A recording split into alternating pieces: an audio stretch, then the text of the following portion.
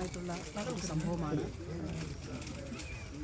കുടുംബത്തിനുണ്ടായിട്ടുള്ള നഷ്ടം. അതോടൊപ്പം തന്നെ ജീവിതത്തിൻ്റെ സ്വപ്നങ്ങളുമായിട്ട് മുന്നോട്ട് പോയിട്ടുള്ള രഞ്ജിതയുടെ ഇനിയുള്ള നടപടിക്രമങ്ങളിൽ ജില്ലാ കളക്ടർ അവിടെ നിയമിതനായിട്ടുള്ള സ്പെഷ്യൽ ഓഫീസറുമായിട്ട് ആശയവിനിമയം നടത്തിയിരുന്നു. അപ്പോൾ ഇന്ന് തന്നെ രഞ്ജിതയുടെ സഹോദരങ്ങൾ അഹമ്മദാബാദിലേക്ക് പോകാനാണ് തീരുമാനിച്ചിട്ടുള്ളത്. ഇന്ന് വൈകുന്നേരം അവർ പോകും.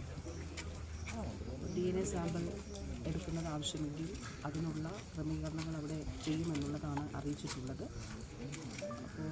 അപ്പോൾ ഗവൺമെൻറ്റും അവിടെ ഉത്തരവാദിത്തപ്പെട്ടവരുമായിട്ട് ഇന്നലെ തന്നെ ആശയവിനിമയം നടത്തിയിരുന്നു. എയർ ഇന്ത്യയുമായിട്ടും ആശയവിനിമയം നടത്തിയിട്ടുണ്ട്. അപ്പോൾ ഇന്ന് അവരവിടെ പോയി കഴിഞ്ഞതിന് ശേഷം മറ്റ് ഐഡൻറ്റിഫിക്കേഷൻ DNA സാമ്പിൾ എടുക്കണമെങ്കിൽ അതിനുള്ള ക്രമീകരണങ്ങൾ ഇത് ചെയ്യും. ഐഡൻറ്റിഫൈ ചെയ്തതിന് ശേഷം അതിൻ്റെ അടിസ്ഥാനത്തിൽ തുടർ നടപടികളും സ്വീകരിക്കുന്നതാണ്.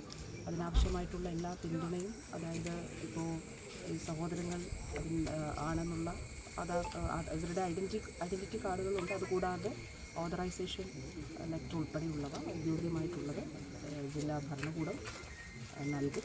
അപ്പോൾ അങ്ങനെയുള്ള എല്ലാ ക്രമീകരണങ്ങളും ചെയ്തിട്ടുണ്ട്.